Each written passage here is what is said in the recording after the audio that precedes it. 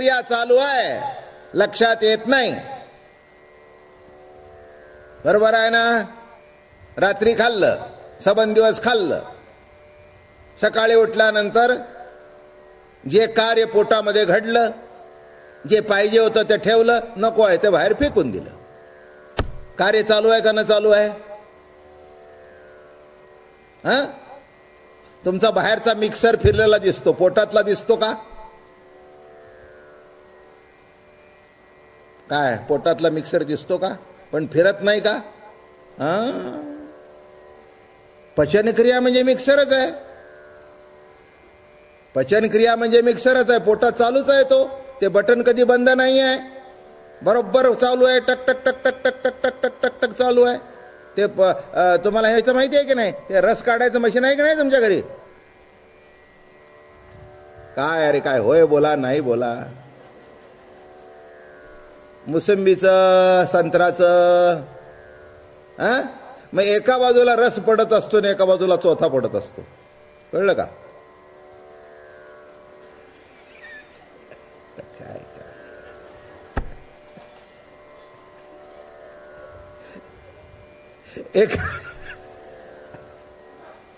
एका बाजूला रस पडत असतो आणि एका बाजूला चोथा पडत असतो. चोथा फेकून दिला जातो आणि रस ग्रहण केलं जातं. तसं त्या अन्नातून जे रक्त होतं त्या अंतःकरणामध्ये, हृदयामध्ये, देहामध्ये सामावलं जातं आणि जो चोथा आहे तो सकाळी फेकून दिला जातो. आहे ना?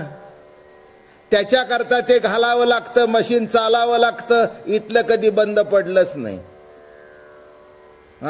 इथला जेव्हा साठा कमी होतो तेव्हा भूक लागते, पोट रिकाम पडतं काय, तेव्हा भूक लागते. म्हणजे ती प्रक्रिया संपलेली असते. एक रक्त ज्याचं व्हायचं ते रक्त झालेलं असतं. जो चोथा आहे तो बाहेर फेकून दिलेला असतो. पोकळी निर्माण होते आणि शरीराला पुन्हा अन्नाची गरज पडते, व्हायटामिन्सची गरज पडते. आणि पुन्हा मग भूक लागली तर मी खाल्लं की बरोबर. अहो काय देवाची किती कृपा आहे हो.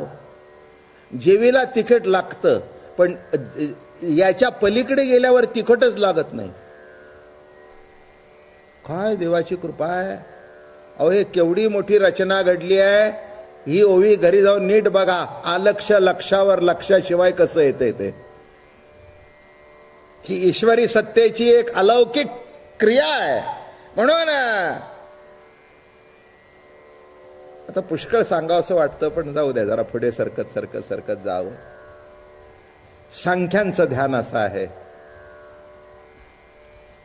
अलक्ष लक्षावर कसं येतं एवढं कळलं की तुमचं ध्यान कधी मोडणारच नाही. कळलं का तुम्हाला? ध्यान मोडायचा कधी प्रश्न आलाच नाही. पण दुसरा एक भाग असा या ठिकाणी, भक्तीमध्ये त्याची एक एक लीला, त्याचं एक एक चरित्र स्मरण करणं हेच ध्यान. जरा न्याळ्या पद्धतीने सांगतो. एक एक लीला, एक एक चरित्र स्मरण करणं हेच ध्यान. प्रभूला उखळाला बांधलाय बरं का. प्रभूच्या डोळ्याला धार लागलेली आहे किंवा प्रभूने माती खाल्लेली आहे. मैयाने हातामध्ये काठी घेतलेली आहे. आलं का लक्षात? हो, हाताने काठी घेतलेली आहे आणि तो त्या काठीशी इतके एकरूप झाला. तो भक्त सुद्धा असा करत होता बरं का, असा मागे सरत होता. त्यांनी विचारलं, अरे मागे का सरतोस? नाही म्हणले, मैयाच्या काठीला घाबरतो. काय म्हटलं कळलं का? इतकं ध्यान एकरूप होतं बरं का. भक्त हे वैशिष्ट्य आहे भक्ताचं. चरित्राचं स्मरण करून त्याचं ध्यान आपोआप होतं. एक तुम्हाला सांगतो, आपण माऊलींचं चरित्र मी सांगतो किंवा अनेक चरित्र सांगतो. सांगता सांगता त्या चरित्राशी आपण इतके एकरूप होतो की आपल्या डोळ्याला धार लागते. आपण इतके हसत बसतो की हे सुद्धा एकरूप होणं आहे. एकरूप होणं आहे. ते चरित्र आपल्याला दिसतं. त्यावेळेला आपण गोकुळामध्ये जातो आणि ते देहाने गेलो नाही तरी ध्यान लागतं. ध्यान मानसी लागले. ध्यान कुठे लागलं? ध्यान मानसी लागले. म्हणून लक्षात ठेवा की प्रत्येक रूपामध्ये प्रभूला पाहणं हे सुद्धा एक प्रकारचं ध्यानच आहे. हीच अलौकिक रास क्रीडा गवळणीने अनुभवली. एक रूप झालं सगळं. काही प्रश्न शिल्लक राहिले नाहीत. आता दिवस उजडला, जे ते आपापल्या कामाला गेले. गवळणींचा विरह कायम राहिला. मधल्या काळामध्ये कृष्ण मोठा झाला. कृष्ण मोठा झाला. राक्षसांची हत्या चालूच आहे. अनेक राक्षस आले, त्रास द्यायला लागले. मधल्या काळामध्ये एक सर्प आला, नंदाला गिळायला लागला, त्याचा वध झाला. मग एक बैलाचं रूप घेऊन आला, वृषभासुर, त्याचा वध झाला. एवढे वध करून सुद्धा इकडे काही फरक नाही. नारदांना वाटलं आता किती दिवस देवाने गोकुळात राहावं. मग कंसाकडे गेले. कंसाकडे गेले, त्याला सांगितलं, म्हणले महाराज काय म्हणाले, कशाचं राज्य करता? काय म्हणाले, तुमच्या राज्यात काय चाललंय आणि काय नाही, काय तुम्हाला माहिती आहे म्हणे? अहो, तुमचा जो 8वा होता ना, ती जी तुमच्या हातून उडून गेली, ती माया उडून गेली. आणि जो गर्भ होता 2, एक पोटातच गुप्त झाला आणि एक मायेच्या हातून ती गेली, तो तिकडे गेला. तो कृष्ण आणि तो बळीराम, एक रोहिणीचा पोटी ठेवलं तिथे, आणि एक कृष्ण. हे दोघंही तुमचे वैरी जिवंत आहेत. अरे, आमचे वैरी जिवंत आहेत? हे लावून दिले काढ. बरोबर कांडी लावून दिली. काय करतोयस म्हटले, कसलं राज्य करतोयस? अरे, ते 2 जिवंत असणं म्हणजे तुझ्या खुर्ची खाली सुरंग. काय सुरुंग लागलेला आहे, केव्हा फुटेल सांगता येत नाही.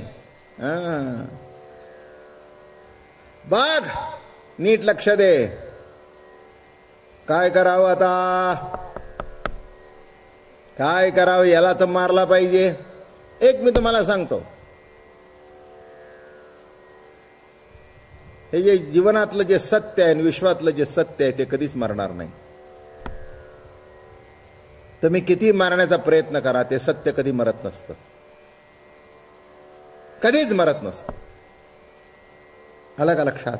एक ना एक दिवस ते पालटतच. तसं इथे चर्चा सुरू झाली, काय करावं आता, काय करावं, याला इलाज काय, इलाज काय? मग कंसाने डोकं चालवलं. कंस असतो ब्रॅकेट मधला माणूस. कंस म्हणजे कळतं की नाही, इंटू ब्रॅकेट. काही काही माणसं इंटू ब्रॅकेट असतात, त्यांचं लवकर गणित सुटत नाही. इंटू ब्रॅकेट आहे ते. तसा कंस. आणि एक लक्षात ठेवा, हे आपल्या भोवती आपल्या हातानेच ब्रॅकेट करून घेतात.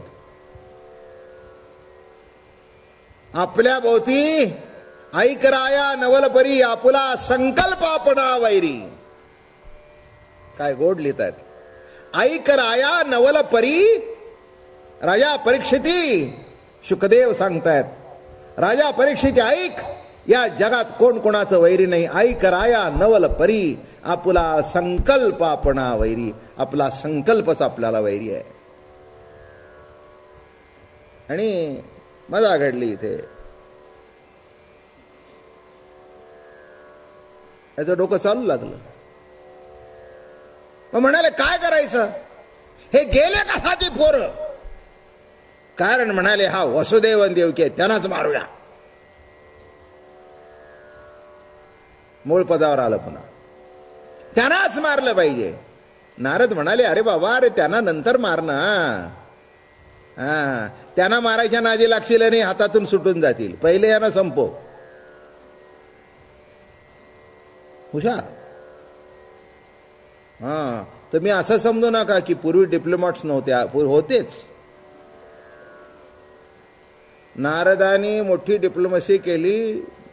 मोठे राजकारणी होते. हेरगिरी सुद्धा करत होते. मी इकडे तिकडे सांगत नाही, गोव्या सांगतो. जरासिंधू कृष्णाचा वैरी, तुझी चाल त्याच्या घरी, आणि कृष्णाच्या सभे माधारी अपतत्वे थोरी तुझी. नाव घेवो नेदी देवाचे, हे बिरुदे हिरण्यकश्यपूचे, पण त्यासीही तुझे कीर्तन रुचे. आहे की नाही? कळलं का नाही डिप्लोमॅट काय? इथे कृष्णाच्या पंक्तीला येऊन लाडू हाणले की नाही, की तिथे जरासंधाकडे जायचं. जरासंध म्हणाले, काय महाराज कुठून आला? नाही म्हणले, जाऊन आलो तिकडची यादवांची बातमी काढून. तयारी आहे त्यांची. बधा बधा बधा बधा नारदा, अरे संध्याकाळची वेळ आहे, नारदांना जरा खिचडीन कडी आणा. ना बायको ना पोरं, कुठेतरी सोय करायला पाहिजे ना. मग हे असे धंदे करून करावं लागतं.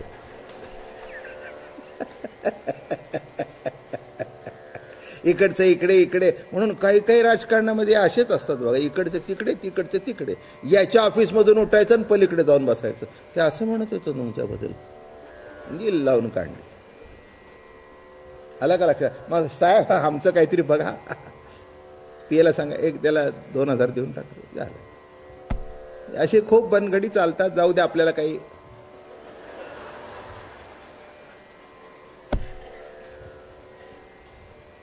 त्यांना तरी काय वाईट आहे? नारदाचे परंपरा चालवणारी मंडळी आहेत. काय चुकलं? हे वैशिष्ट्य आहे. कुठे चुकलं तुझ्या? झालं. म्हणून ओव्या नाथानी भागवतात लिहिले आहेत, जरासिंधू कृष्णाचा वैरी, पण तुझी चाल त्याच्या घरी, आणि कृष्णाच्या सभे माधारी अपतत्वे थोरी पै तुझी. या या या या नारदा, बसा, पूजा अर्चा. अरे काय? आणि तिकडे तिकडे तिथे तिकडे इकडे. रावणाच्या सभेत हजर, रामाकडे हजर. अरे काय भानगड काय आहे? हिरण्यकश्यपूकडे हजर. नारायणाचा अवतार, त्याला सांगितलं फाड. काय गंमत आहे तुम्हाला माहिती आहे का? प्रल्हादाला पोटामध्ये उपदेश कोणी केला? नारदाने केला. नारद त्याचे गुरु आहेत. आता हे काय सगळं? हे वैशिष्ट्य आहे यांचं. म्हणून नीट लक्षात घ्या. त्या कंसाला सांगितलं, म्हणले आई बापाला काय मारतोस? म्हणले तुला काही कळतं का? म्हणाले तिथे काय म्हातारीच आहेत, कुठून पळून जात आहेत? सध्या गुडघ्याचा रोग झालाय. अरे ते पळून कुठे जातात? म्हणाले जाऊन जाऊन जाऊन किती लांब जाणार? तेव्हा त्या ही पोरं आहे ती उडव पाहिली. मग आता यांना जर आणायचं असेल तर दोघांचे संबंध चांगला असलेला मनुष्य पाठवायला पाहिजे, नाही का? नाही का? काँग्रेसची ज्यांचं पटतं, लेफ्टशी ज्यांचं पटतं, नाही म्हणजे आता सध्या कोणत्या माणसाची गरज आहे? डाव्या पक्षाशी ज्यांचं पटतं, काँग्रेसशी ज्यांचं पटतं, असं दोघांचं मलोमिलन करणारा माणूस कोणतरी पाहिजे. हे जसं त्यावेळेला होतं, त्यावेळेला मग तिथे तो अक्रूर होता. मग त्या अक्रूराला बोलवलं, म्हणाले अक्रूर महाराज या. म्हणाले तुमच्याकडे काम आहे. भक्त होता तो, पण राहत होता त्याच्या राज्यामध्ये. ते म्हणाले काम आहे, त्या दोघा भावांना घेऊन या, आपल्याला महोत्सव साजरा करायचा आहे. बरं का? मोठा उत्सव साजरा करायचा आहे. आणि शेवटी ती आपलीच गाव आहेत, नंदबाबा वगैरे सगळे आपलेच आहेत. आणि सहकुटुंब सहपरिवारे घेऊन या, गोकुळातल्या पोराबाळांना सुद्धा घेऊन या, आनंद लुटू द्या, जरा कुस्त्यांचा फड करू. बघूया खेड्यापाड्यात किती मल्ल तयार झालेत ते. बरं का, हे इंटू ब्रॅकेट कळलं का मी कंस का म्हटलं ते? बघूया किती मल्ल तयार झालेत ते, कसे कसे कसे एक एक आहेत ते. झालं बाबा, अक्रूराला मोठा आनंद वाटला. अतिशय आनंद वाटला. त्याला असं वाटलं की आता आपल्याला प्रभूचं दर्शन घडत आहे. आणि अगदी रथ बीत चांगला सोन्याचा दिला. अरे का छान रथ वगैरे दिला. अक्रूराला मोठं बरं वाटलं आणि निघाला बरं का अक्रूर. कृष्ण भगवंताला बळरामाला आणण्याकरता निघाले. करत करत गावात रथ शिरतानाच सगळ्यांना कळलं मथुरेतून रथ आला, मथुरेतून रथ आला आणि कृष्णाला घेऊन जात आहे. एवढं कळल्याबरोबर जिकडे तिकडे हाहाकार. एका क्षणाचा सुद्धा विरह सहन होत नव्हता. तिथे आता प्रत्यक्ष जाणार हे कळल्यानंतर सगळं गोकुळ दुःखाने, अजून हे बघा, अजून दुःख आलं नाही. विरहामध्ये 3 प्रकार आहेत. वर्तमान विरह, भूतकाळातला विरह आणि भविष्य काळातला विरह. विरह 3 प्रकारचा आहे. किती प्रकारचा आहे? भूतकाळातला विरह. एखादी आपल्या जवळची व्यक्ती कुठे बाहेर गावी गेली असेल किंवा काही उलट सुलट घडलं असेल तर त्याचं स्मरण झाल्यानंतर जो विरह निर्माण होतो तो भूतकाळातला. कितीतरी उदाहरणं देता येतील. तुमचे आई वडील असतील, फार चांगल्या परिस्थितीमध्ये आई वडिलांनी तुम्हाला वाढवलं असेल. काही मुलींना आपल्या वडिलांचा लळा असतो, काही मुलांना असतो, आईचा लळा असतो. अर्थात हे विषय इतिहास जमा झालेले आहेत.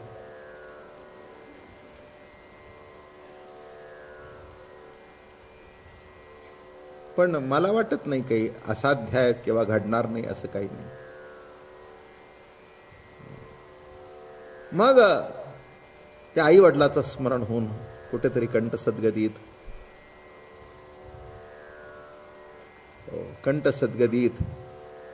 का म्हणे आज, म्हणजे हे 60 70 का आज तुमचे डोळे भरून आले? नाही म्हणे आज बाबांची पुण्यतिथी आहे, सहज आठवण झाली. माझे बाबा कसे भिक्षुकीचा धंदा करत होते, कसं मला वाढवलं, कसं मला शिकवलं. जाऊन कमीत कमी 40-50 वर्ष झाली तरी तो त्या काळातलं वडिलाचं प्रेम आठवून भूतविरह, भूतकाळातला विरह. हो, मग त्याचं स्मरण होऊन कंठ भरून येणं. अगं तुला काय सांगू, तुझं कपाट साड्याने भरलंय. माझ्या आईला 2 पातळ सुद्धा नीट नव्हती. 3 दंडाचं लुगडं माझी आई नेसत होती.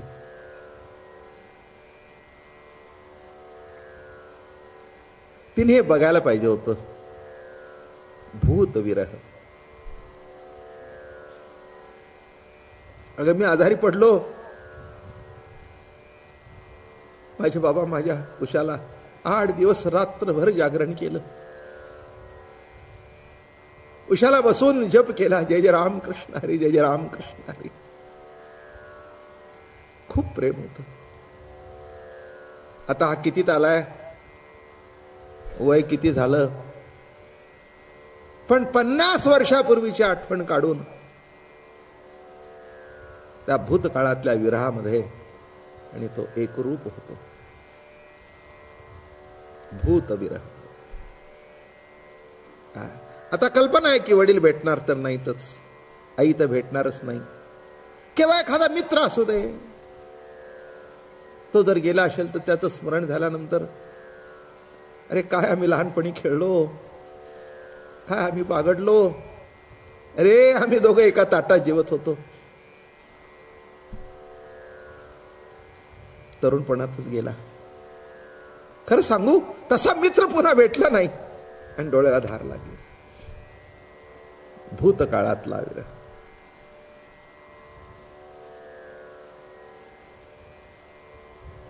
वर्तमान काळातला विरह. आपला मुलगा शिक्षणाकरता अमेरिकेला जातोय, 4-5 वर्षाकरता जातोय, पुन्हा परत येईल अशी शाश्वती नाही. कारण आजूबाजूचे जे गेले ते पुन्हा परतच आले नाही, फक्त टेलिफोन मधून भेटत होते.